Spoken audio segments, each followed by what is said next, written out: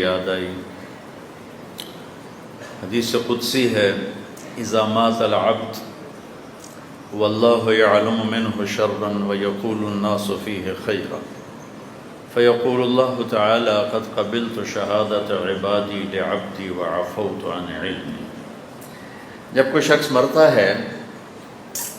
اللہ کے علم میں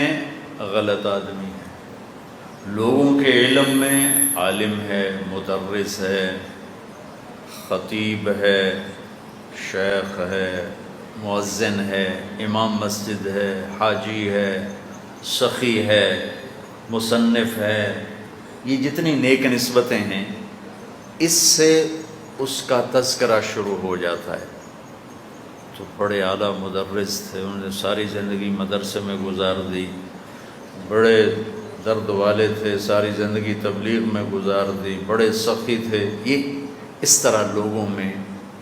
بات چلتی۔ جب اللہ کے سامنے پیش ہوتا ہے تو اللہ تعالیٰ فرماتے ہیں مجھے تو پتہ ہے تو غلط آدمی ہے،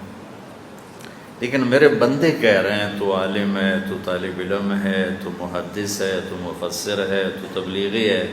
تو میں اپنے علم پہ فیصلہ نہیں کرتا، لوگوں کے علم پہ فیصلہ کرتا ہوں، جاؤ میں نے تمہیں معاف کیا۔